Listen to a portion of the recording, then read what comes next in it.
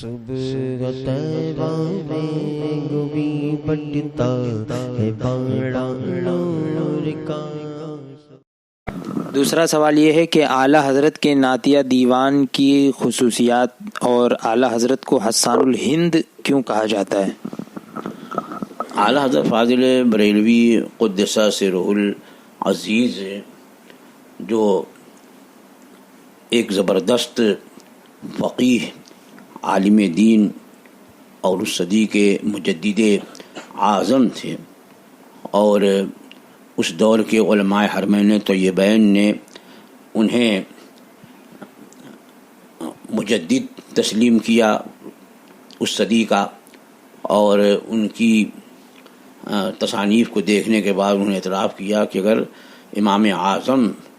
اس تصنیف کو دیکھ لیتے تو ان کی آنکھ ٹھنڈی ہوتی اور اس کے مصنف کو اپنے خاص تلامذہ میں شریک فرما لیتے۔ تو اعلیٰ حضرت فاضل بریلوی قدس سرہ العزیز زبردست عالم دین، اور جس کے پاس زیادہ علم ہوتا ہے تو شاعری اس سے کم ہو پاتی، لیکن اعلیٰ حضرت فاضل بریلوی قدس سرہ العزیز کی صرف شاعری نہیں ہے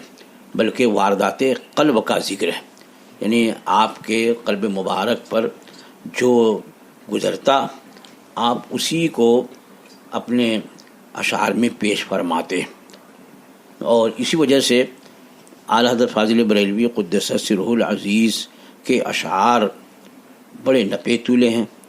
اور کسی نہ کسی آیت کریمہ یا کسی نہ کسی حدیث کی اس سے ترجمانی ہوتی ہے، احادیث کریمہ کی ترجمانی یا اقوال صحابہ، اقوال تابعین، اقوال ائمہ اور اولیاء کرام، ان کے اقوال، اور اسی طریقے سے ان کے جو فتاوے اور جو احادیث کی شرحیں اور جو تفسیریں ہیں اسی کی روح کے اشعار ہیں۔ اور ایک بڑی خوبی یہ تھی کہ جیسا میں نے خود اپنے بزرگوں سے بھی سنا کہ اعلیٰ حضرت فاضل بریلوی قدس سرہ العزیز کسی شاعری کے لیے کوئی اہتمام نہیں کرتے کہ مجھے اس طرح کی نعت کہنی ہے یا اس طرح کی منقبت کہنی ہے اور یہ اس کے لیے یہ اہتمام کرو اور یہ قافیہ اور اس ردیف کا لحاظ کرو اور اس کے بعد اس کے مقرر کرو اور پھر اسی بحر میں یہ کہا جائے، بلکہ وہاں عام طور پر اعلیٰ حضرت کے جو نعتیہ اشعار ہیں تو جو لوگ قریب رہنے والے ہیں وہ فرماتے ہیں کہ اعلیٰ حضرت بسا اوقات فتاویٰ لکھواتے رہتے اور اس میں کہیں کوئی ایسا ذکر آ جاتا، اور جب ذکر آ جاتا تو اب طبیعت میں ایک عجیب کیفیت طاری ہوتی اور آپ اشعار گنگنانے لگتے، تو لوگ جلدی جلدی ان اشعار کو نقل کرتے، اور اسی طریقے سے یہ ہدایت بخشش تیار ہو گئی۔ تو اکثر کلام تو اس طرح سے ہوتے۔ کبھی کبھی ایسا بھی ہوا کہ لوگوں نے کچھ فرمائش کی، جیسے کہ ایک مرتبہ بعض احباب نے فرمائش کی کہ حضور ایک ایسا کلام ہو جائے کہ جس میں 4 زبانیں ہوں، عربی بھی ہو، فارسی بھی ہو، اردو بھی ہو اور ہندی بھی ہو۔ تو اس موقع پر اعلیٰ حضرت فاضل بریلوی قدس سرہ العزیز نے بڑا برجستہ فی البدیہہ کلام فرمایا ہے، لم یات نظیر ہو کا فی نظر مثل تو نہ شد پیدا جانا، جگ راج کو تاج ترے سر سوہے تجھ کو شہے تو سرا جانا۔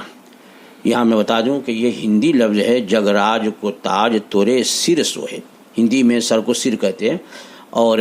کچھ لوگوں کو پڑھتے سنا ہے کہ جگ راج کو تاج ترے سر سو، اور ہے اس کو ادھر لگا دیتے ہیں، بالکل معنی ہی فارسی ہو جاتا ہے، بلکہ وہ سوہے ہے، ہندی لفظ ہے، یعنی ساری کائنات کی بادشاہت کا تاج جو ہے وہ آپ ہی کے سر زیب دیتا ہے، یہ ہے اس کا معنی۔ تو اس طریقے سے آپ نے یہ اشعار جو لمیات نظیروں کا 4 زبانوں میں ہے، تو اس یوں آپ نے پورا کلام پیش فرمایا، اور عاجز و انکساری دیکھیے کہ آخر میں وہ فرماتے ہیں بس خام خام نوائے رضا، خام کہتے ہیں کچا، اور بس خامہ کہتے ہیں قلم کو، یعنی اے رضا کے کچے قلم، یعنی تمہیں بھی پختگی نہیں ہے، یہ انکساری ہے. اتنا زبردست کلام کہا، اور مقطع میں کیا کہتے ہیں؟ بس خام خام نوائے رضا، نہ یہ طرز میری نہ یہ رنگ میرا، نہ یہ تو یہ تمہاری طرز نہیں ہے یہ اشعار وغیرہ کہنا، اور نہ اس رنگ کو تم جانتے ہو، اسے شعرا کے لیے چھوڑ دو. تو اعلیٰ حضرت کا یہ کلام ہے. تو اس طریقے سے دیکھا جائے تو ہدایت بخشش یہ جو دیوان ہے، اس میں واقعی اعلیٰ حضرت فاضل بریلوی قدس سرہ العزیز نے جو کلام کہا تو عام سننے والا بھی جھوم اٹھتا ہے، اور سمجھنے والے سمجھ لیتے ہیں، تو ان کی کوئی کیفیت ہی الگ ہوتی ہے. اسی لیے اعلیٰ حضرت کے بعض اشعار سننے کے بعد اس دور کے جو استاذ الشعراء داغ دہلوی، استاد الشعراء کے سامنے جب آپ کا کلام سنایا گیا تو اس نے برجستہ کہا کہ مولوی ہو کر کے اور ایسے شعر کہہ لیتا ہے.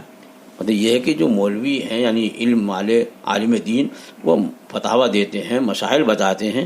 اور اس طرح سے اشعار. تو میں کہتا ہوں کہ نعتیہ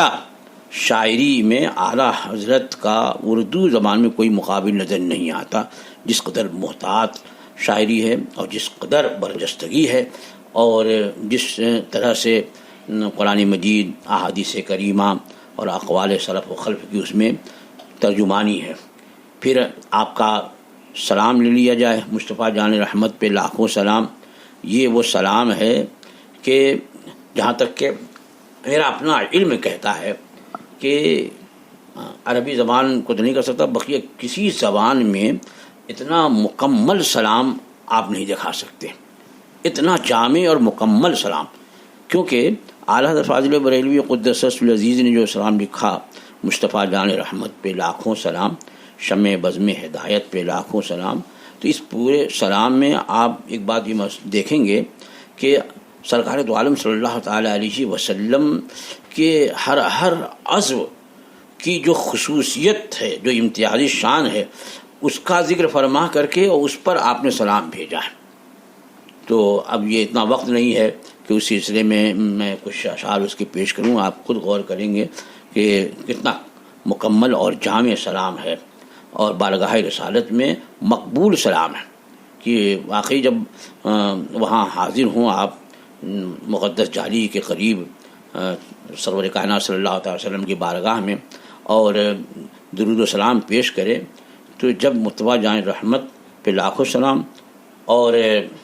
آپ کا وہ کروڑوں درود والا جو کلام ہے، کعبے کے بدر الدجا تم پہ کروڑوں درود، طیبہ کے شمس الضحیٰ تم پہ کروڑوں درود، یہ پڑھو تو اس وقت ایسا محسوس ہوتا ہے کہ رسول کرام وقار صلی اللہ تعالیٰ علیہ وسلم اسے بذات خود سماعت فرما رہے ہیں، اور اس پر آپ جو ہے وہ اظہار مسرت فرما رہے ہیں. ایسا محسوس ہوتا ہے پڑھنے والے کو. اللہ جل وعلا اعلیٰ حضرت فاضل بریلوی قدس سرہ العزیز کے عشق سے ہمیں بھی کچھ حصہ عطا فرمائے، ان کے علم سے ہمیں علم عطا فرمائے، اور انہی کے مسلک پہ اخیر دم تک ہمیں قائم رکھے.